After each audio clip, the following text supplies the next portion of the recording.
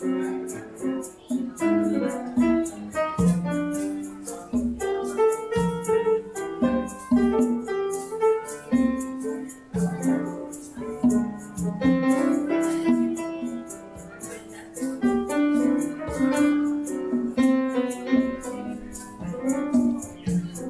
cantinho, um violão, esse amor, uma canção pra fazer feliz a quem se ama.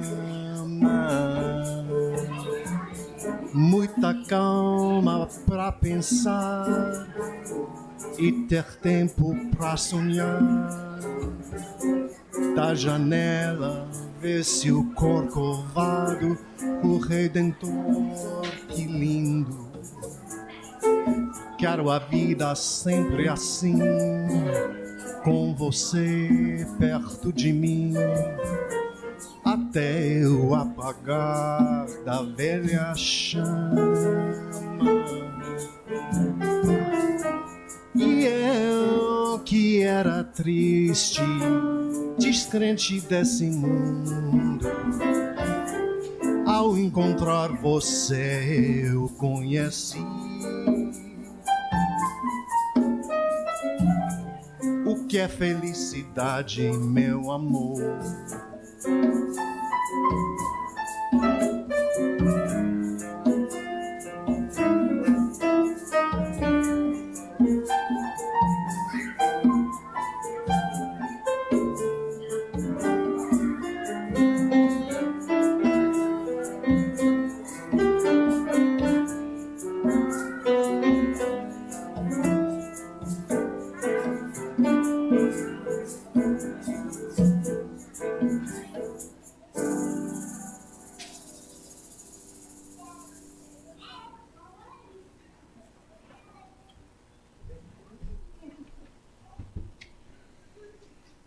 Oh, wait.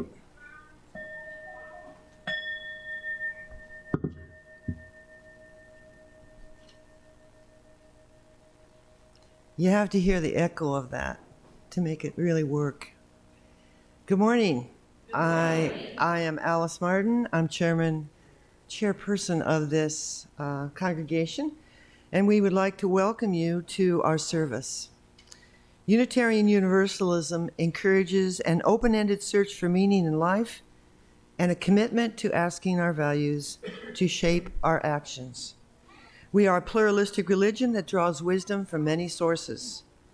We welcome all people into our community of whatever age, race, class, ability, sexual orientation, gender identity, or religious background. We especially welcome those of you who may be worshiping with us for the first time. We invite you to join us after the service downstairs for coffee and snacks so that we may get to know you better. Guests are welcome to participate in any activities in our community. If you would like any more information about the congregation, you may ask any board member or Reverend Patrick Price, our interim. Thank you.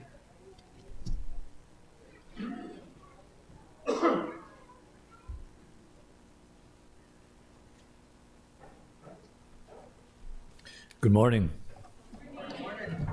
My name is Mike Wilcox, and I'll be leading the service today. Do we have a spotlight? Apparently not. Why don't we take a minute to meet and greet those that are around us?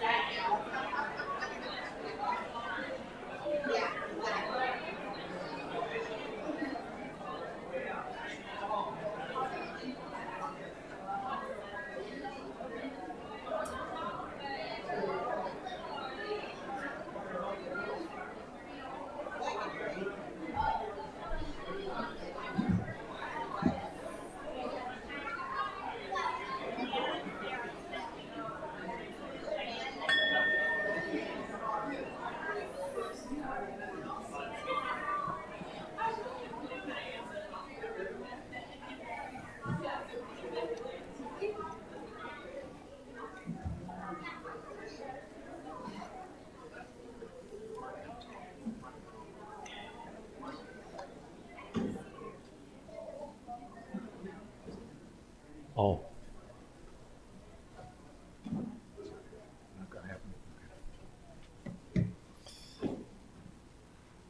Our opening words today are from the author and journalist Hunter Thompson from his book, The Proud Highway. We are all alone, born alone, die alone, and in spite of true romance magazines, we shall all someday look back on our lives and see that, in spite of our company, we were alone the whole way. I do not say lonely, at least not all the time, but essentially and finally alone. This is what makes your self-respect so important. I don't see how you can respect yourself if you must look in the hearts and minds of others for your happiness. Now, as we light the chalice, if I can get this to work.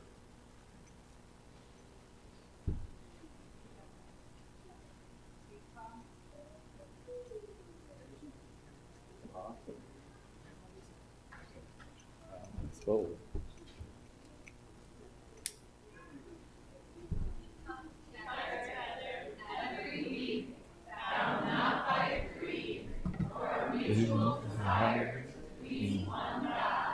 Or many gods, yet we are drawn together by a belief that we now know in the world who we are together matters. We light this chalice together in the knowledge that love, not fear, can change the world. Please rise as you're able and willing, or body and spirit, for our opening hymn, number 128, For All That Is Our Life.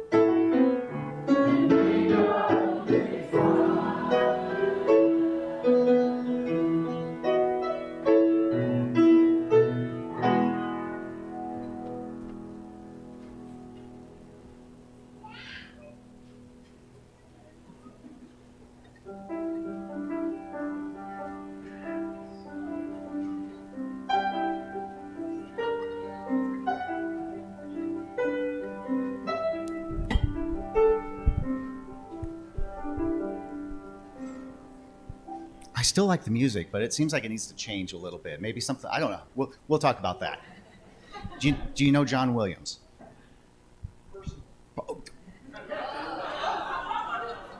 Can we talk later? Hi, welcome back. So we know that Martin Luther King Jr. Day is right around the corner. We're going to share a story real quick. And I found this story looking through the curriculum and everything. And this actually kind of sparked with me, one, because of the kids, two, because the public school system completely failed me, and I had not heard anything about this story whatsoever. And I always like, one, an underdog story, and I consider kids to be maybe not necessarily underdogs. Boy, I'm talking way too much here. Anyway, this is a nice story that reminds us that even kids get it. Even kids can understand some of the higher concepts that we try to shield them from, but they get it. They understand, and if you give them a chance, that they can help us change the world and do many, many great things. Good morning and welcome back to another edition of Sankofa Read Aloud. Today's story is titled Let the Children March, written by Monica Clark Robinson, illustrated by Frank Morrison. I hope that you enjoy this story. 1963, Birmingham, Alabama. I couldn't play on the same playground as the white kids. I couldn't go to their schools. I couldn't drink from their water fountains. There were so many things I couldn't do. One warm spring night, my family went to church. We weren't there to have regular services. We were there to hear Dr. King speak. We were there to plan. He wanted to raise an army of peaceful protesters to fight for freedom. His brown eyes flashing fire and love. Dr. King told us the time had come to march. If I march, Mama said, I'll lose my job. Sure enough. I can't march, Daddy said. I got a family to feed. The weight of the world rested on our parents' shoulders. But this burden, this time, did not have to be theirs to bear. I don't have a boss to fear, my brother said, or a job to lose. We can march this time. We'll be Dr. King's army, I said. I'll be fine, Daddy. I promise. Don't worry, Mama. Dr. King didn't like children being put in harm's way. He was a daddy too, after all. But he said that though we were young, we were not too young to want our freedom. Let the children march. They will lead the way. On May 2nd, a sunny Thursday, boys and girls, brothers and sisters, cousins and friends, we all met at the church, dressed in our best, feet ready. In a silence so loud that all I could hear was my racing heart, we began to walk. Hand in hand we marched, so frightened, yet certain of what was right for freedom. The path may be long and troubled, but I'm going to walk on. Would I be hurt? Would we be heard? Would it all be worth it in the end? I wanted to run from the angry faces in the crowd, run from danger, run from fear. Boys and girls, brothers and sisters, cousins and friends, on and on we marched. We marched, singing the songs of freedom, 1,000 strong we came. Hate dogged my heels all that day, its yellow canine teeth sharp, but courage walked by my side and kept me going. Disperse, or you'll be jailed, the police shouted the first day. Disperse, or you'll get wet, the police shouted the second day. Disperse, or we'll release the dogs, the police shouted the third day. We did not disperse. We kept on marching. We wouldn't stop until things started to change. Hundreds of us went to jail on the first day, and even more on the second. My turn wasn't until the third day. After I was sprayed by water stronger than anything I've ever felt, rough hands pushed me forward, and I fell to my knees in the police wagon. I was going to jail. Dr. King reassured our parents, "Don't worry about your children," he said. "They're going to be all right. Don't hold them back if they want to go to jail, for they are doing a job for not only themselves, but for all of America and for all mankind." That night, crowded into a cell too small for even half of the kids, we sang, "We shall overcome. Ain't gonna let nobody turn me round. And freedom is coming." Our parents couldn't be there with us, but still we sang, wrapped in the proud and loving arms of our ancestors. I was still in jail, but we heard that the next day and the next, more kids marched. The water hoses they used to sting us could not stop our fierce tide. The path may be long and troubled, but I'm going to walk on. Turn the other cheek, we had been taught. Show love where there is hate. The world washed as hate bruised us, but for 7 days we walked only in love. The jails swelled to bursting, and even President Kennedy took notice. Daddy said the president received letters and calls about us from all over the world. Our march would have become a memory, a small part of a larger story, but we had been heard, and the seeds of the revolution were sown. 2 days and nights I stayed in jail. Some stayed even longer. When I left, I was tired and sore, and my best dress was ripped, but my smile was wide as a Mississippi River. I had made a difference. I'm so proud of you, baby girl, Mommy said. Your march was what made them see. With nothing more than our feet, voices, and courage, we had done what others could not. Change was right around the corner. We felt like a cool breeze in an Alabama August. On May 10th, the great news rang out. Dr. King had reached an agreement with the white leaders of the city. Desegregation would begin. 1 month later, I was playing on a playground I'd never been allowed to play on before. 2 months later, my family ate at a diner we'd never been allowed to eat in before. Our march made the difference. We children led the way. Singing the songs of freedom, 1,000 strong, we came.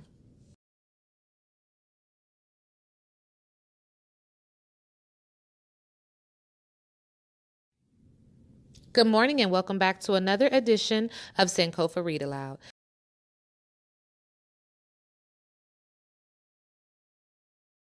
Sums it all up. It's a great story about how, as adults, we think we've got it all figured out, and some things just kind of bog us down, and the kids get it. The kids understand, and the kids step up, given the chance. And it's a very moving story that should be taught more, I feel like, because like I said, I've never heard anything about this until picking up this book. So if the kids would like to head on downstairs, we will talk a little bit more about it.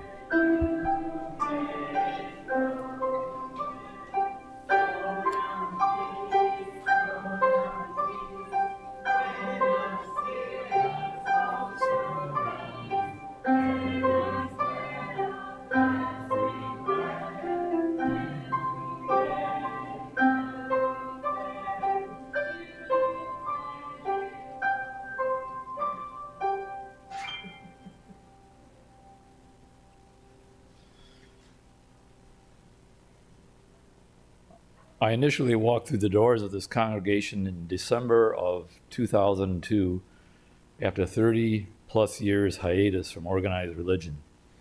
I grew up in the Episcopal Church, but did not continue that affiliation for a number of reasons once I reached my teenage years. I came here out of a need to find a community to belong to. I had started a new job with the Iowa Department of Inspections and Appeals, licensing group care facilities for children. I worked out of my home, traveling over the eastern half of Iowa to visit the facilities I licensed. I worked by myself and in the process lost the daily office contact and camaraderie of coworkers and friends I had had at the Iowa Department of Human Services, where I worked for the previous 12 years. Also, my long marriage to my former wife, we had been together for 22 years, began to unravel under the strain of the mental health issues she suffered from for a number of years. As a result, I was feeling rather isolated and disconnected from others. So I took some advice from a respected psychologist in our community, and he promptly knew what I needed to do: establish some healthy connections with others. So one way to facilitate those connections was to join a congregation, and the only one I knew that would possibly work for me was this one. And it did, and this congregation has been a good fit for me, enriching my life and providing many, many growth opportunities, including doing services. I tell you all this because I have been struck by all the unhappiness that seems to abound here in America and in other cultures. I think to develop an understanding of happiness, we need to understand what's behind all the unhappiness. They are not distinct from each other, but part of the same continuum. The solution the psychologist who steered me to find a way to connecting with others was absolutely the correct thing to do. But what about all this unhappiness? The Center for Disease Control and Prevention, the CDC, reported several years ago that suicide increased by 28% from 1999 to 2016. The number of people who took their lives in 2016 spiked up to 45,000 deaths. The rate of the increase was greater from 2006 to 2014, which coincided with the financial crisis of 2008. The CDC found the relationship problems or loss, substance misuse, health issues, financial problems, legal and housing stress contributed to the rise. Also, the CDC reported over the same time period, antidepressant use among persons of age 12 and older increased from 7.7% in 1999 to 2002 to 12.7% from 2011.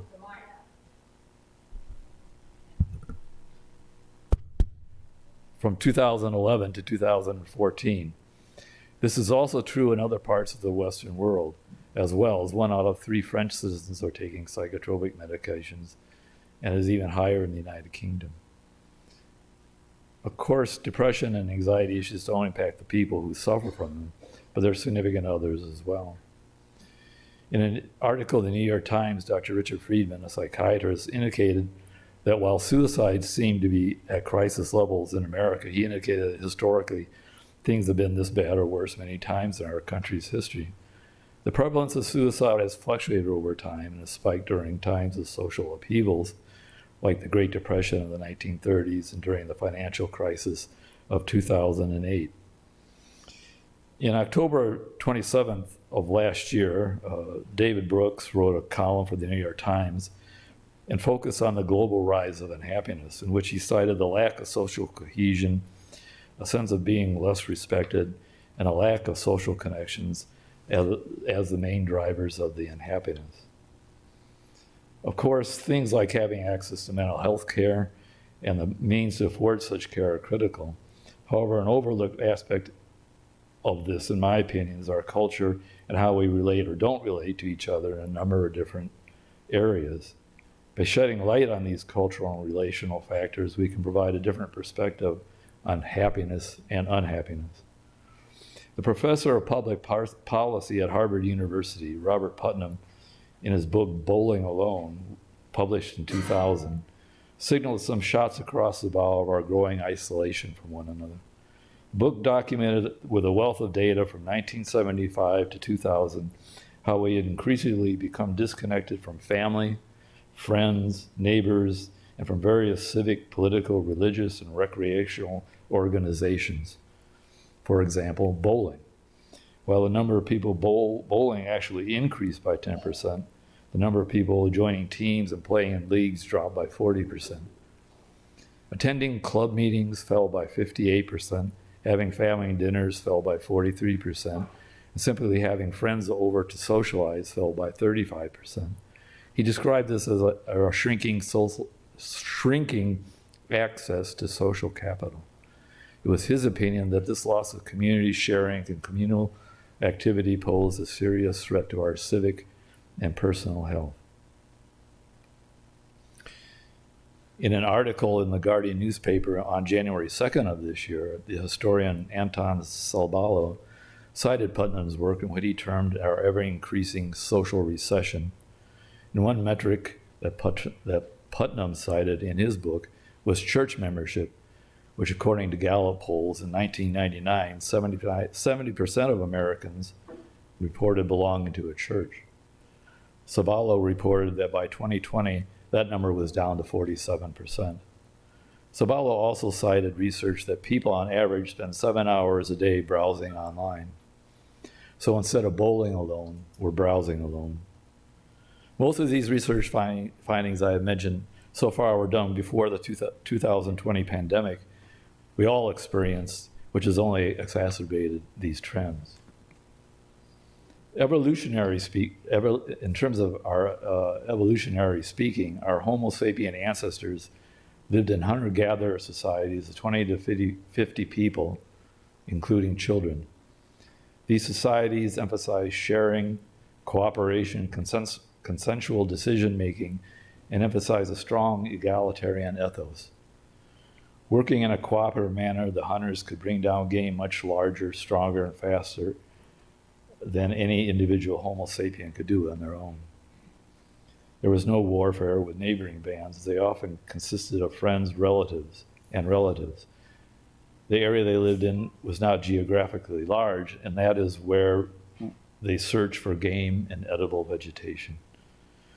One survival depended on being in a group was necessary for if not, they were easy prey for other predators.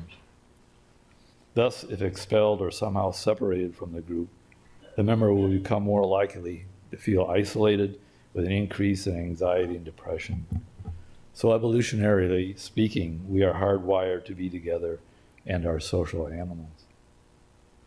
Several years ago, I listened to a book by the British journalist and researcher by the name of Johann Hari titled Lost Connections, Uncovering the Real Causes of Depression and the Unexpected Solutions. What led him to write the book in part was in part due to his suffering from depression, as he had been on antidepressant medication for 13 years. While the medication had been helpful for small periods of time, he had reached maximum dosage and was still depressed. He began to question the theory that depression was all due to the imbalance of chemicals in the brain, or in other words, it was just biological in nature. Mr. Harry posited in the book there are three main causes of depression: biological, psychological, and environmental, or how we are in relationship to others. What that research told him was there were 2 biological reasons for depression and 7 that indicated it had to do with the way we live.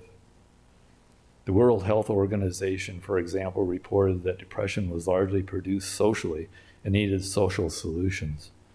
What social scientists are discovering is that a significant percentage of people literally have no close friends, that 1 out of 3 people have no one to talk to, that the research is telling us that it's not that a person suffers from depression and or anxiety that causes their isolation.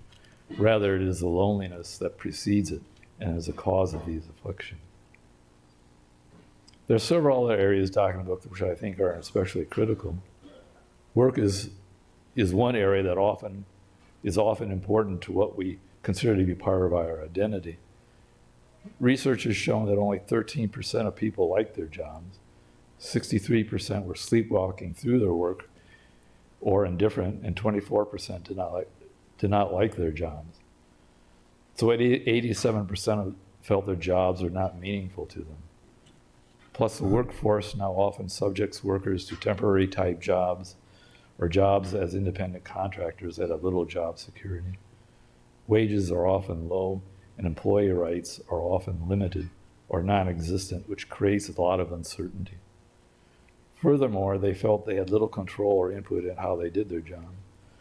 Moods were found to be more elevated in cooperative work environments where all employees had input to how the organization or business was run. Such work environments were much less hierarchical and more egalitarian in nature.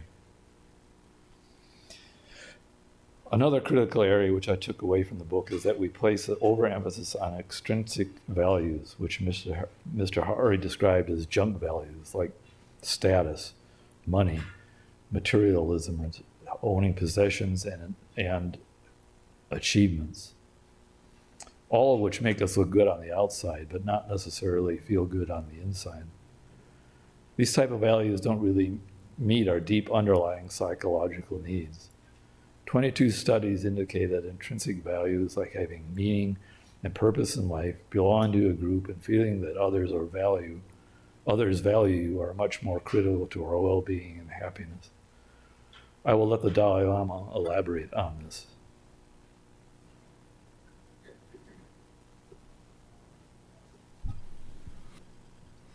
Now, yeah, I think,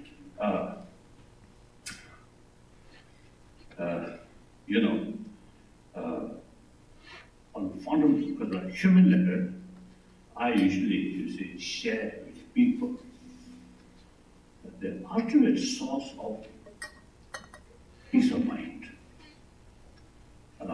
happiness in mental level is within ourselves. Not money, not power, not status, right?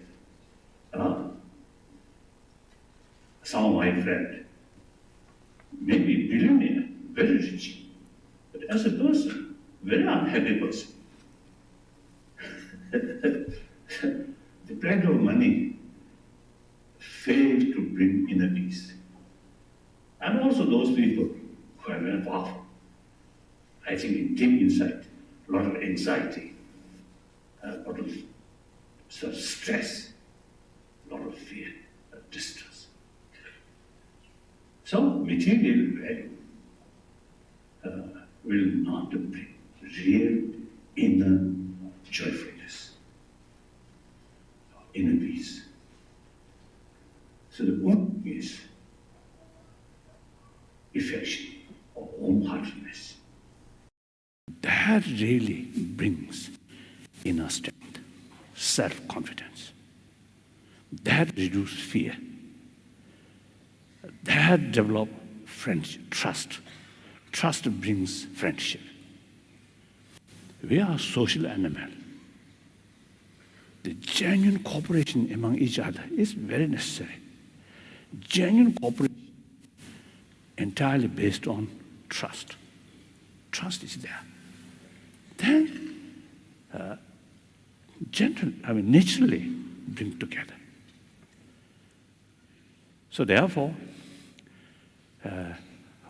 once you see within yourself, more compassionate mind, heartedness, whole atmosphere become more positive, more friendly. Through that way, you see, when you look at the front, yes, you feel, oh, my friend. Look this side, oh, friend. This side also. If you keep here fear, distrust, and you yourself make little distance from other, then that person look here, oh, little suspicion, distrust, more cautious. Look here, again cautious. Look here, again cautious. As a result, deep inside, lonely feeling. Then the problem, blood pressure, too much stress, all these come. One occasion, I think in New York, Columbia University or something, there's one sort of conference with medical scientists. Yesterday, also I mentioned, at that conference, one medical scientist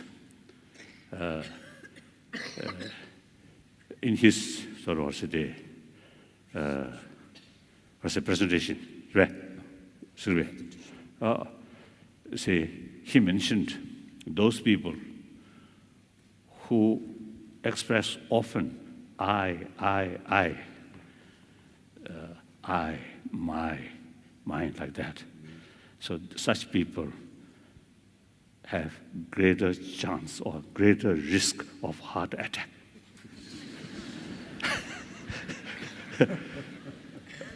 He didn't explain why, but I felt it is quite true, as I mentioned earlier. Deep inside, fear, distrust, and you yourself always remain a little distance from the rest of the human brothers, sisters. That brings loneliness. And then difficult to communicate with other human beings. After all, you are a social animal. You are part of the community. You have to deal with them. But the very very factor which your interest or your future depend, because of your own inner weakness, you yourself isolate from them. How can that person be a happy person? So more worry, more stress. Sometimes I describe the too much self-centered attitude, too much selfish, close our inner door. through that way, difficult to communicate with other fellow human beings. Once develop more sort of sense of concern of well-being of other brothers, sisters, then inner door automatically open. And very easy to communicate with other people. Irrespective whether believer or non-believer, these quality or potential from birth we already have.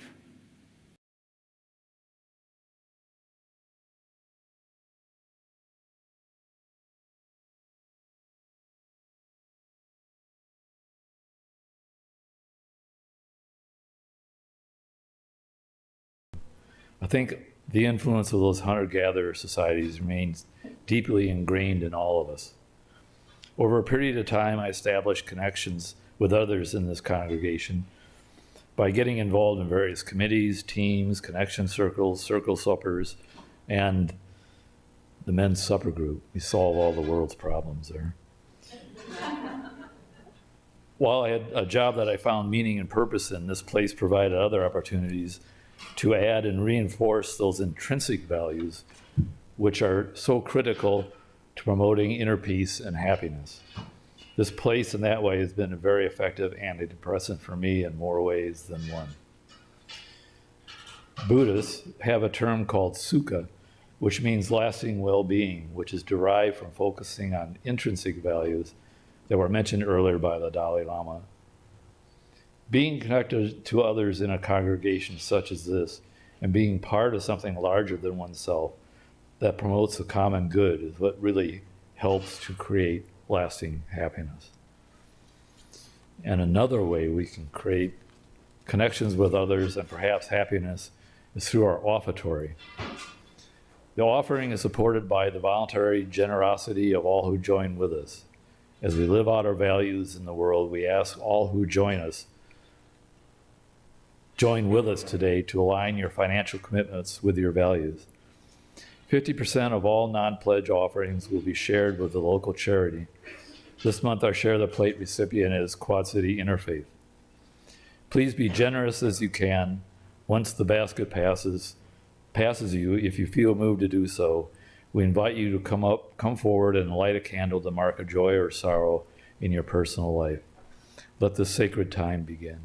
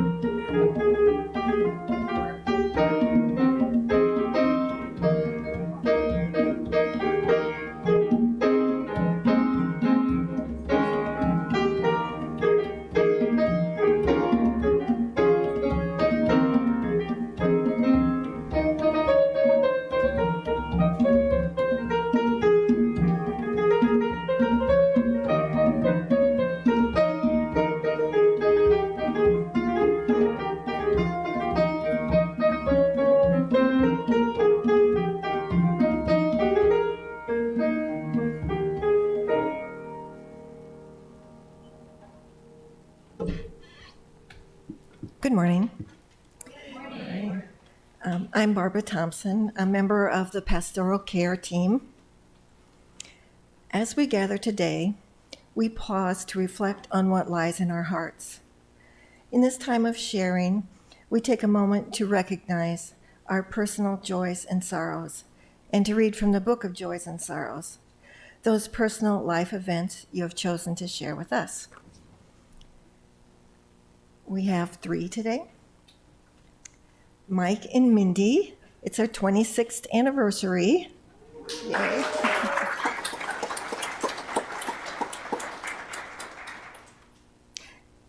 Tom LeJudas reminds us that it's the Martin Luther King holiday commemorating Dr. King. And Ann Harrington is thinking of the family of longtime former members, the Tollivers, upon the death of Dave. He leaves behind 3 siblings who grew up in this church, as well as his immediate family. Let us become aware of the energy that brings us together in beloved community as we share a time of silent meditation. May we open our minds and hearts to a place of quiet, to a silent prayer for the healing of pain and the comfort of love.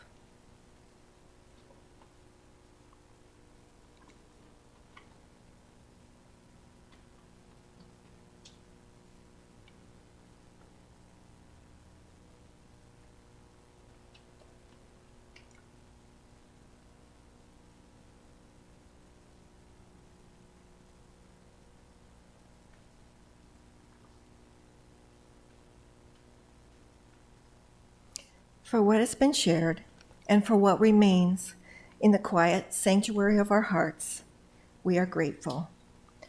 We close our meditation with the words of John O'Donohue. A blessing for the new year. On the day when the weight deadens on your shoulders, may the clay dance to balance you. And when your eyes freeze behind the gray window and the ghost of loss gets into you, may a flock of colors, indigo, red, green, and azure blue, come to awaken in you a meadow of delight.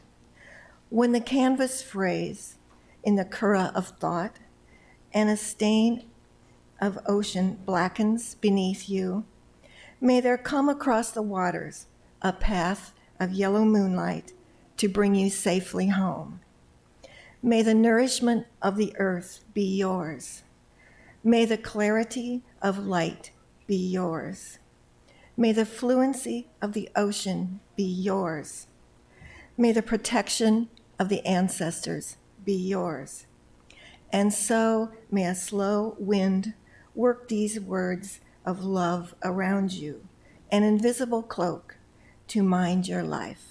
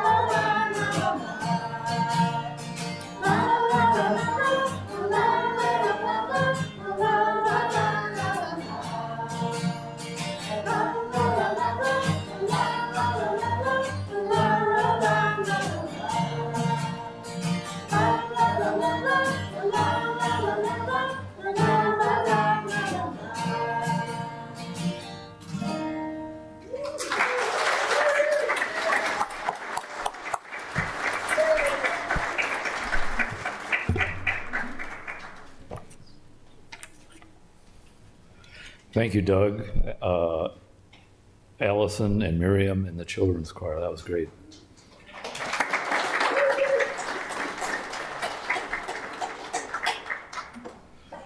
One of the main goals of this congregation is in part to encourage and embrace an individual's search for meaning.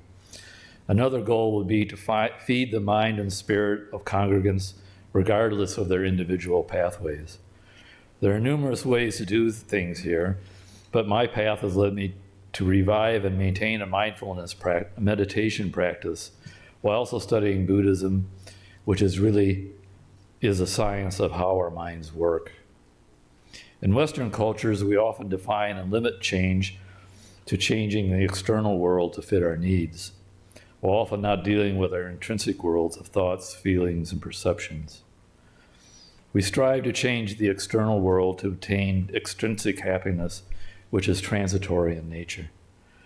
For example, you can have a pleasant visit with a friend or enjoy a delicious piece of pie, but the pleasure and joy of such events will largely dissipate once we say goodbye to our friend and have devoured the pie. We try to find such pleasures continually and avoid pain, which Buddhists call samsara. This is a futile quest that leads to an endless cycle of suffering or dissatisfaction with our lives. Buddhists and mindfulness practitioners believe that lasting well-being, or sukha, comes from being in harmony with our inner nature and coming to grips with how our minds work. A mindfulness meditation practice allows one to become aware of these thoughts and how they can impact one's lives and those of others around them. Our thoughts can, if allowed to, influence our behaviors, which then does a lot to determine our character in the eyes of others, and they're ultimately our destiny. The late Wayne Dyer, whose book on the Tao Te Ching, titled Change Your Thoughts, Change Your Life, the emphasis is on living each moment as it arises rather than dwelling on the past or on the future. They are merely ruminations with different tenses. The past cannot be changed and the future is unknown. Only the present is before us. These thoughts of the past tend to depress one's mood, and worrying about the future leads to anxious feelings. It is liberating and freeing just to let go of them. Feelings like thoughts as well as perceptions and mental constructs our mind develops are all transitory and impermanent. Buddhism teaches us that it can be an undeniable fact of existence that nothing on earth is ever free of change and is impermanent. We are all in a continuous state of flux and continuous state of becoming. A good local metaphor to use is the Mississippi River.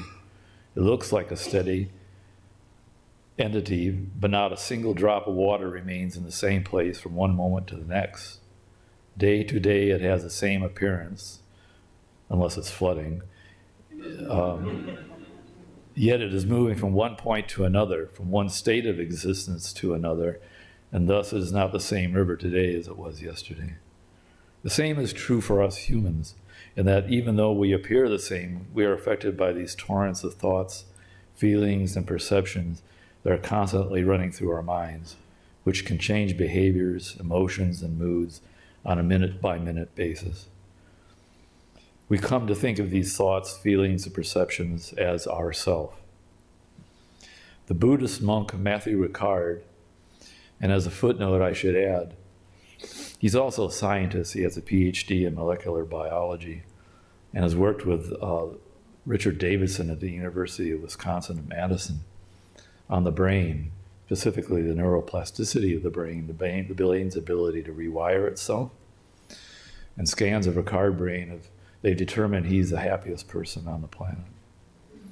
Anyway, in his book titled Happiness, states that what we consider ourselves does not exist, but is just a continuum of the interdependence of our mind, body, and environment. What we consider ourselves is without autonomous existence. Think about this as our bones, organs, and rivers of fluids are held together by a sheet of skin. But where is the self in all of that? Do you think the brain is the self? It is an organ made up of various structures, including billions of neurons and trillions of synapses. Matthew Ricard states that research has shown there is no center of happiness or governing spot in our brain. According to the Buddhists, there are three characteristics of existence which, if you comprehend them, can promote inner peace and in turn be foundation to happiness.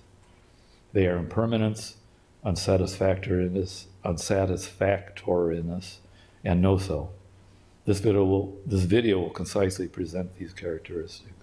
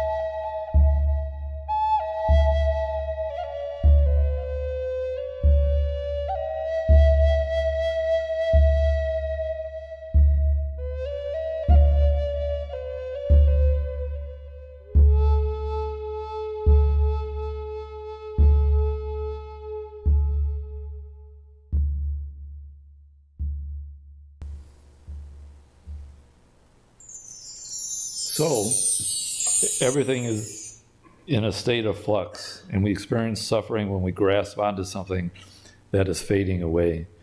We want that something to be permanent in nature so we can always experience it. What we consider ourselves is just a bundle of thoughts, up to 17,000 per day, feelings and perceptions that change moment to moment. Think of the Mississippi River metaphor again. The self is also has a Freudian concept called an ego, which has a primary function to maintain a boundary between ourself and others. In Michael Pollan's book titled How to Change Your Mind, he quotes a psychologist by the name of Matt Johnson, who does research on the brain at Johns Hopkins, and how our self and ego causes so much suffering. And I'm quoting here. So much of human suffering stems from having this self that needs to be psychologically defended at all costs. We're trapped in a story that sees ourselves as independent, isolated agents acting in the world, but that self is an illusion. At the systems level, there is no truth to it. You can take any number of more accurate perspectives, that we are a swarm of genes, vehicles for passing on DNA, that we are social creatures through and through, unable to survive alone, that we are organisms in an ecosystem linked together on this planet, floating in the middle of nowhere. Wherever you look, you see the level of interconnectedness is truly amazing, yet we insist on thinking ourselves as individual agents, end quote. This is something Buddhists have been trying to tell us for several thousand years. So the importance of interconnectedness with all life is the core of lasting well-being, or sukha. When we practice compassion and altruism, like we do here through our pastoral care team or giving garden, for example, such acts of compassion and altruism expands our connections with others and diminishes the role of ourselves and egos. Through mindfulness meditation and studying the core teachings of Buddhism, you learn to be aware of how our minds work, which often takes one wandering to the past and future. You don't get caught up in these storylines and fictions of the mind.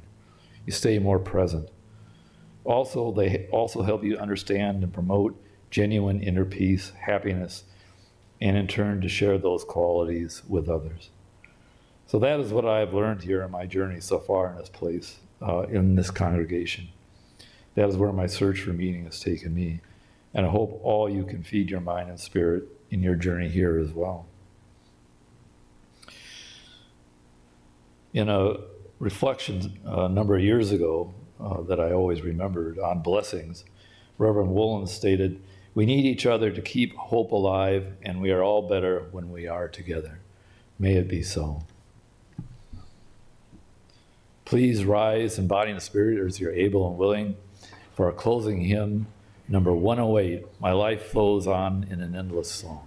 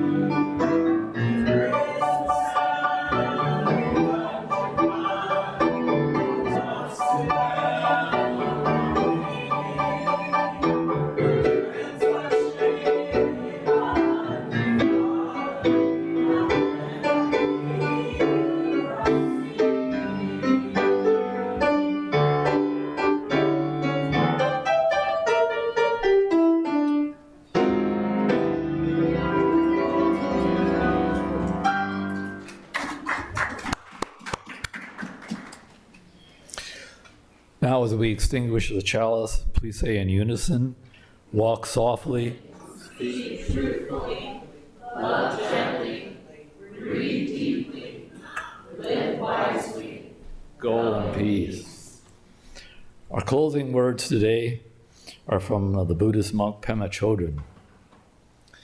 We can learn to rejoice in even the smallest blessings in our life holds.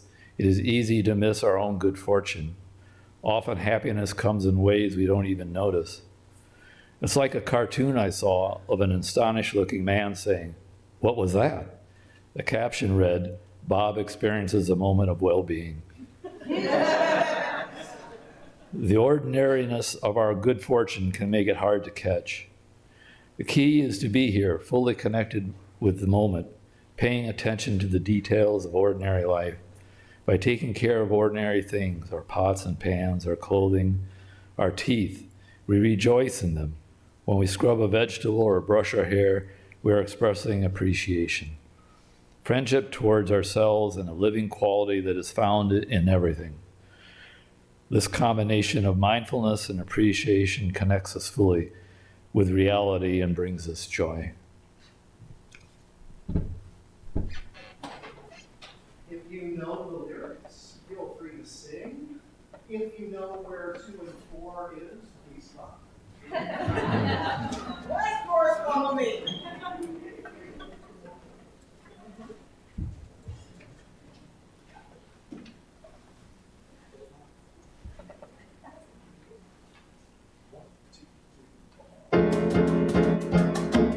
I see crazy what I'm about to say.